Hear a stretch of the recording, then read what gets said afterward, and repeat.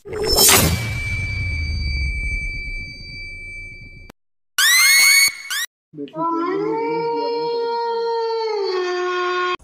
দিন আগের কথা, এক সবুজ আর শান্ত বন, যেখানে বিভিন্ন ধরনের পশু পাখিরা সুখে শান্তিতে বসবাস করত। এইভাবেই বনের পরিবেশ কেটে যেতে লাগলো। একদিন বনে নতুন এক শিকারীর আগমন হলো। শিকারীটি বনে এসে দেখলো এখানে বিভিন্ন ধরনের পশু পাখিরা বসবাস করে। সেই শিকারীটি সেখানে ফাঁদ পাতার জন্য নতুন এক কৌশল আঁটলো। বনের অন্যান্য পশুরা শিকারীকে দেখে ভয় পেতে লাগলো।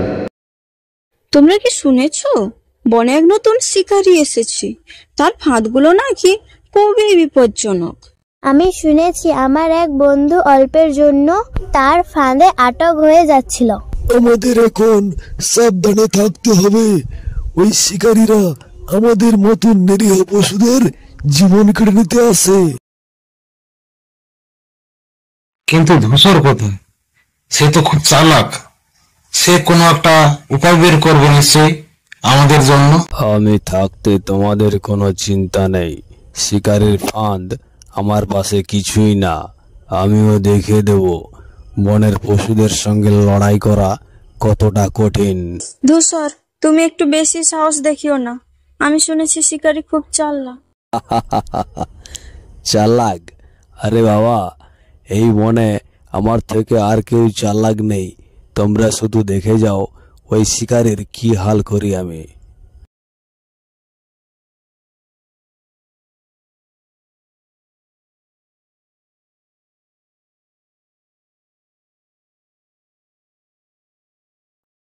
কয়েকদিন পর শিকারী বেশ কয়েকটি ফাঁদ পাতল।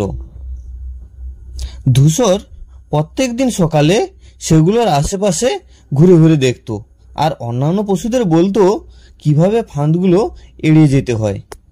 ধূসর ভাই, তুমি খুব সত্যিই বুদ্ধিমান। তোমার জন্যই এখনো আমরা নিরাপদ আছি। অবশ্যই, এই বনের সব থেকে চালাক পশু আমি। আজ পর্যন্ত কোনো শিকারী আমার সঙ্গে টক্কর নিতে পারে না। হ্যাঁ হ্যাঁ, আমরা সবাই জানি। ধূসর, আমার মনে হয় তুমি একটু বেশি অহংকারী হয়ে যাচ্ছ। সাবধান থেকো, অতি চালাকি কিন্তু ভালো নয়। তুমি আমার চিন্তা করো না চিত্রা, আমি জানি আমি কি করতে চলেছি। ধূসর চিত্রার কথায় কর্ণপাত করলো না। তার মনে তখন একটাই চিন্তা, কিভাবে শিকারীকে আরো বড় একটা শিক্ষা দেওয়া যায়। এরপর একদিন ধূসর বনের গভীরে শিকারীর পাতা একটি বড় আকারের ফাঁদ দেখতে পেল।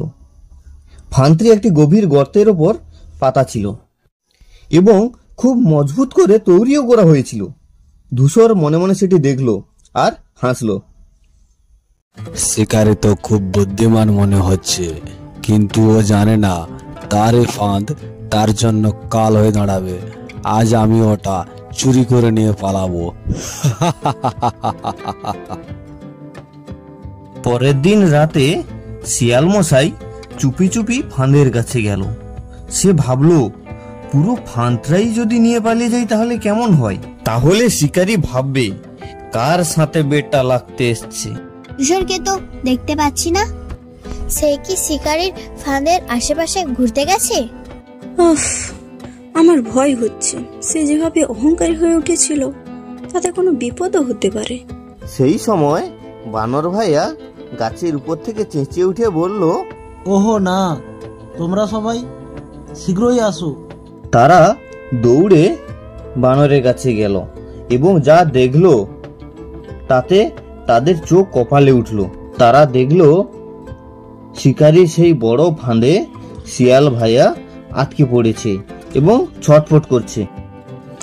এটা তুমি কি করলে ধূসর? আমি তোমাকে সাবধান করেছিলাম। চিত্রা ভাই, আমার ভুল হয়ে গেছে ভাই, আমায় বাঁচা। আমি অতিরিক্ত চালাকি করতে গিয়ে শিকারের ফাঁদে আটকে গেছি ভাই, আমায় রক্ষা কর। চিত্রা ভাই, আমায় রক্ষা কর। আমরা তোমাকে সাহায্য করার চেষ্টা করছি ধূসর ভাই, তুমি একটু ধৈর্য ধরো। এই ফান তো খুবই শক্ত, সহজে খোলাও যাচ্ছে না। শিকারি আসছে, আমি তার পায়ের আওয়াজ শুনতে পাচ্ছি। তোমরা সবাই এখান থেকে তাড়াতাড়ি চলো, নাহলে আমরা সবাই শিকারি হাতে মারা পড়ে যাব। এরপর শিকারি যখন ফাঁদের কাছে এলো তখন শিয়াল ভাইয়া ভয়ে কাঁপছিল, আর আশেপাশে কেউ ছিল না। বাহ, আজ তো বড় শিকার ধরা পড়েছে। এই ধূর্ত শিয়াল জঙ্গলে থাকার পরেও আমাদের ভীষণ জ্বালাচ্ছিল। শিকারি ভাই, আমায় ছেড়ে দিন, আমি আর কখনো এ ভুল করব না। অনেক দেরি হয়ে গেছে শিয়াল পণ্ডিত, তোমার চালাকি তুমি ভোগ করো এখন। শিকারি শিয়াল পণ্ডিতকে খাঁচায় ভরল এবং বনের বাইরে নিয়ে গেল। অন্যান্য পশুরা দূর থেকে অসহায়ভাবে সেই দৃশ্য দেখল এবং পরস্পরের মধ্যে আলোচনা করলো। ধূসর ভাইয়ের কি হবে এখন? ধূসরের বুদ্ধি ছিল, কিন্তু ওই বুদ্ধি অহংকারে ঢাকা পড়ে গেছে। ঠিক বলেছ, অহংকার পতনেরই কারণ। আমাদের এই ধূসর ভাই সব সময় অহংকার করে বেড়াতো। কে জানে অহংকার করে কি যে লাভ পায়। ওরে আমার বন্ধুরা, আমাদের শিয়াল ভাইয়ের থেকে ওই শিকারি ভীষণ বুদ্ধিমান ছিল। হাতি ভাই, তুমি কি করে জানতে পারলে? তোমাকে কি ওই শিকারি ধরেছিল নাকি? আরে না না, আমাদের মধ্যে সব থেকে চালাক ছিল শিয়াল মশাই। উনাকে ওই শিকারি ধরে নিয়েছে মনে। আমাদেরকে বুঝে নিতে হবে ওই শিকারি খুবই চালাক মানুষ। হ্যাঁ হ্যাঁ, ঠিক বলেছ ভাই। এই জঙ্গলে আমাদের আতুরঘর জানতে পেরে গেছে শিকারি। আমাদের খুব সাবধানে থাকতে হবে আজকাল। আমাদের সাবধানে থাকলে চলবে না, খুব শীঘ্রই এই জঙ্গল থেকে পালাতে হবে। আরে ভাই, তোমাদের শরীর খুব ছোট, তোমরা দৌড় দিয়ে এই জঙ্গল ছেড়ে পালাতে পারবে, কিন্তু আমি আর এই শরীর নিয়ে কি করে দৌড়াবো? কিন্তু আমরা কি করতে পারি? আমাদের শরীরটাও তো ছোট, হাতি ভাইকে নিয়ে যেতে পারবো না। আমাকে নিয়ে তোমাদের কোথাও যেতে হবে না, তোমরা শুধু আমার সঙ্গে থেকো। আমরা সবাই ওই শিকারীকে উচিত শিক্ষা দিয়ে ছাড়বো। চলো, আমরা সবাই শিয়াল ভাইয়ের খোঁজে বেরিয়ে পড়ি। শিয়াল ভাই আমাদের অপেক্ষায় আছে। তোমাদের কি মাথা খারাপ হয়ে গেছে? তোমাদের মনে কি আরো শিয়াল বেঁচে আছে? এখন আমরা ওর কথা ভাবলে হবে না, আমরা এখন আমাদের সুরক্ষার কথা ভাবতে হবে। বানর ভাই, চলো চলো, হাতি ভাইয়ের পিছু পিছু চলো। হাতি ভাই আমাদের জন্য কত কিছু করতে পারে। এই ঘটনার পর বনের পশুরা আরো সতর্ক হয়ে গেল। তারা বুঝতে পারল নিজেদের মধ্যে সহযোগিতা ও অন্যের পরামর্শ শোনা কতটা জরুরি। ধূসরের গল্প তাদের মধ্যে একটি প্রবাদ হয়ে রইল, অতি চালাকের গলায় দড়ি। হ্যালো বন্ধুরা, আমরা পশু পাখিদের নিয়ে একটি মজার গল্প তৈরি করার চেষ্টা করেছি। যদি ভালো লাগে সবাই একটু লাইক, কমেন্ট এবং শেয়ার করবেন এবং সাবস্ক্রাইব করে দিয়ে যাবেন। আমাদের নতুন ভিডিও খুব তাড়াতাড়ি আসছে, সঙ্গে থেকো, পাশে থেকো।